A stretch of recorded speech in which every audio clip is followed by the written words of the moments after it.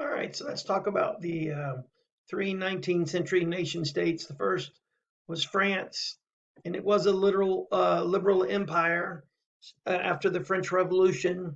It's eventually going to turn into the Third Republic. Um, anyway, Napoleon III, remember, he's elected to be in charge, and then he takes over. And when he takes over, he asked the people for a plebiscite, and they give him a 97% approval. Because remember, Lenin is going to try that later on when the socialists take over Russia. They're going to take over, and they're going to ask the people to ratify what they've done, and the people overwhelmingly reject them, and Lenin just tears it up.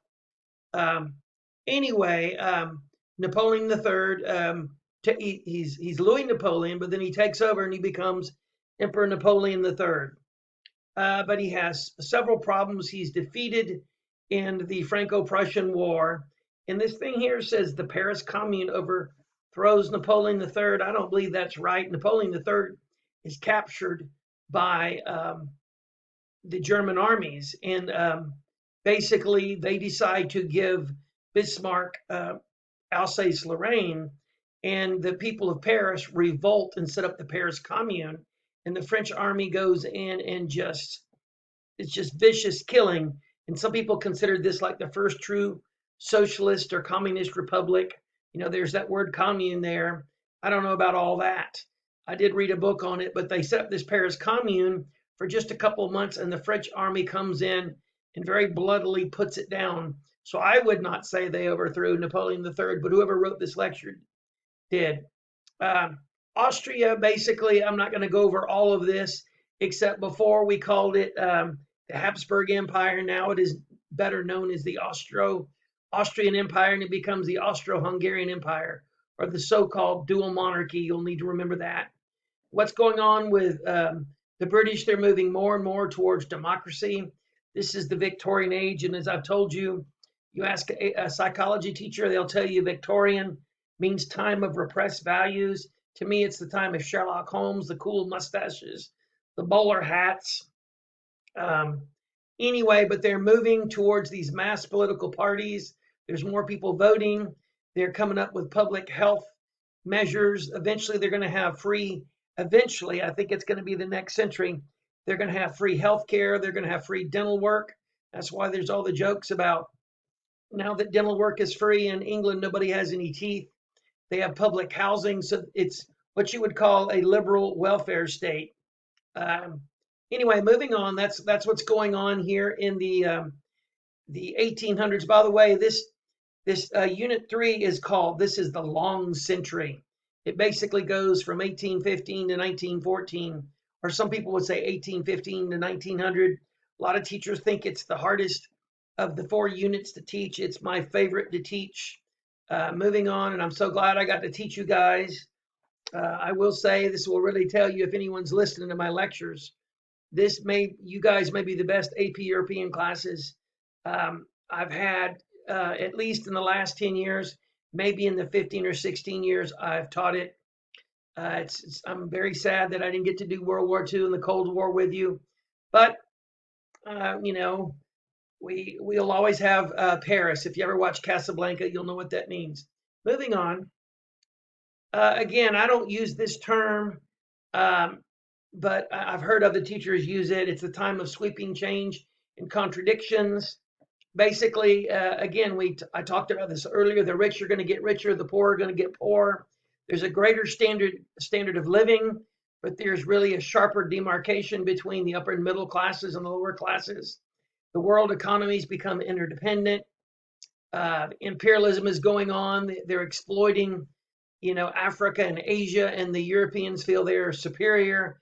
Again, the poem "White Man's Burden," which I hope shows up somewhere in this lecture.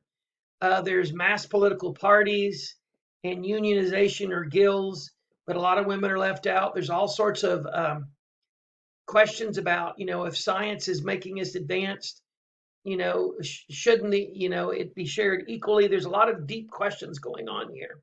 And a lot of people, remember the growth of Romanticism, they're questioning the success of reason. We have reason now, how come things are worse? And these people are really going to be blown away. Of course, when World War I comes along in time period, time period 4, and you go into the age of anxiety because people thought that the world was getting better and that knowledge made the place better. And I think obviously, how I feel about that after 9 weeks of being in my class. Anyway, moving on here.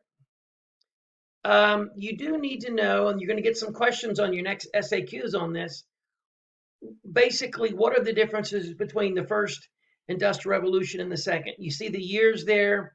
First industrial revolution started and was centered around the British with their textiles. Their power sources were water, coal, and steam. James Watt, remember Newcomen invented the steam engine, and James Watt perfected it. And here's all those inventions again: the spinning jenny, the water frame, and living conditions were horrible. We did the urban game, remember in class, where we drew on those white pieces of paper, and that was the first industrial revolution. Then in the latter half of the 19th century becomes the second industrial revolution, and the Germans are really dominant. Remember the Germans were dominant in chemical production. There's increased automation, and this is dominated not by textiles, but by steel. There's new power sources, petroleum, electricity. Now, this is going to go all the way up to World War I. There's the internal combustion engine. Here's some of the newer inventions.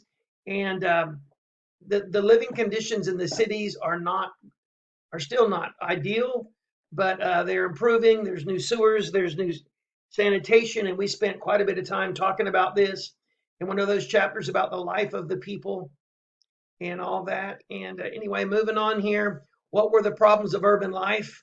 At the top, it says 19th century politics. There were water and sewage problems. There were cholera epidemics. Remember, Paris was rebuilt by Haussmann to prevent the barricading of the streets. But one reason they think that the Black Death got around Italy and Rome and Italy and a lot of these bigger cities was before, when the Black Death happened back in the 12 and 1300s, the houses were so close together. It was dark there and damp. The sun did not get in. And so they think now that they've widened these cities, for carriages to pass, that they've actually improved living conditions, and people do not live that close together. I don't know if you're watching the coronavirus spread. Right now it is, and maybe I shouldn't be referring to it in a high school lecture. It is Monday night, and according to the health department, there's only 16 cases with Apopka addresses, and most of those are over near Hobby Lobby, that area over there, somewhere over there where Orange County bumps up against Seminole County in the Bear Lake neighborhood. I used to live over that area. That is where most of the coronavirus here is. And so even though a lot of people think of this Apopka as a city, most of us live in suburbs. Some of you may live in an apartment building or whatever, but most of us live in these neighborhoods, and it's pretty easy for us to isolate. And so we're a lot healthier than we would be if we were jammed together. So there's a lot of that going on here in Europe as well. There's a lot of anti-Semitism there. We would have talked more about that had we gotten to World War II and the rise of the Nazis. In years, you have the mass political parties. There's mass communication and transportation. Obviously, the train is the big one. There's increased male suffrage. There's the rise in the socialist parties, power of labor unions. Again, a lot of this goes with time period 4, or at least the 1920s and 1930s, which is included in this time period. But again, we're going to talk about, actually, I guess they're not, because that's after World War I. But I associate a lot of this with Unit 4. Moving on. Women have access to jobs, but there's not a lot of skilled female laborers. There's class tensions.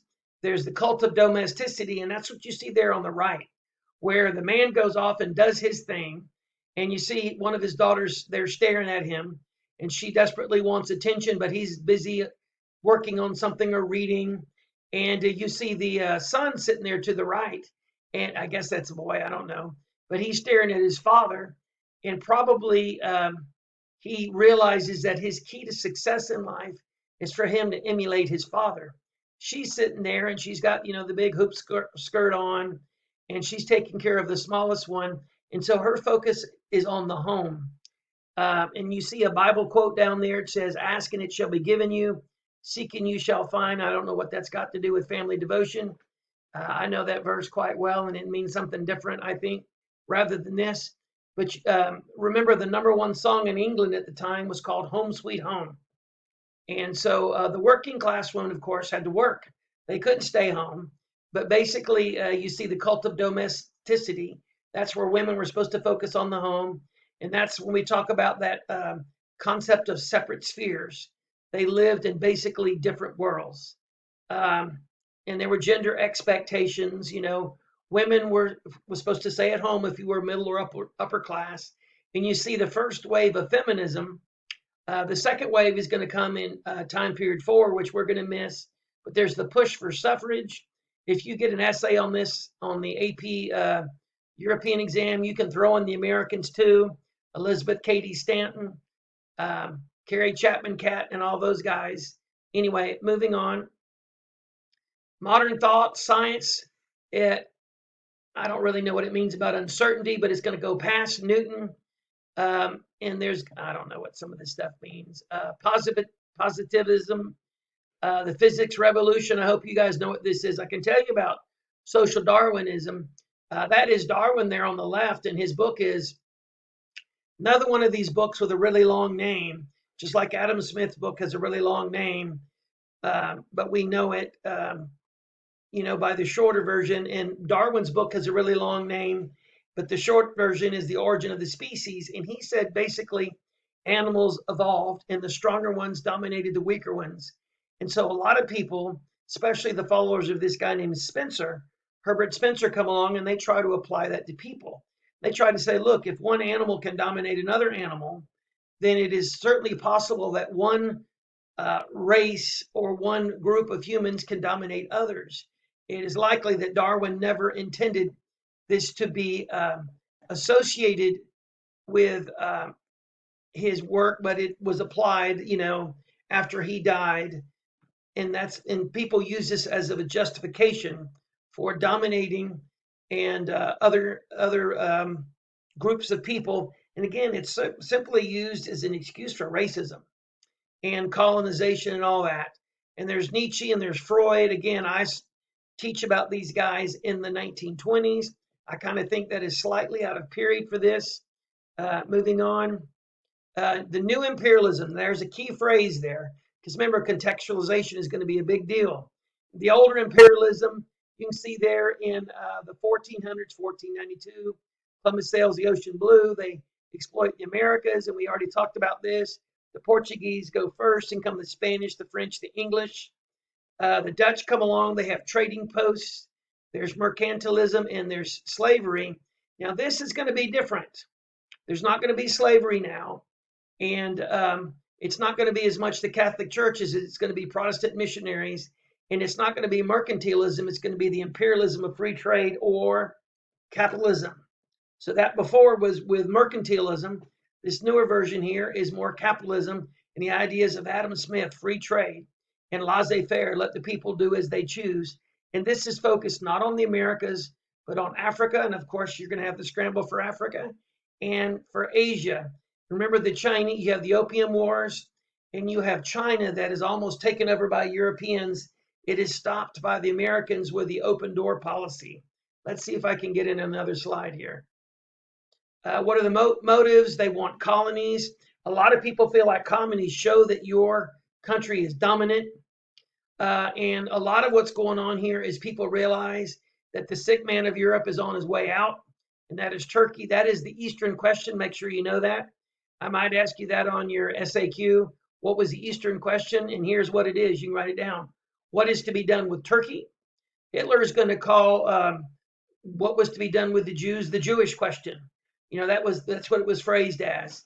There's all sorts of geopolitical assumptions. There's an American Navy captain named Alfred Mahan. You want to write this down? That writes this book called The Influence of Sea Power. And he says basically every strong empire in world history had a navy. And a young man by the name of Teddy Roosevelt reads that, and he puts that into effect here in the United States, and we're going to use our Navy in the Spanish-American War. And they think that colonialism and imperialism is a tool of social policy to keep people's minds off what's going on back at home. We're going to stop here.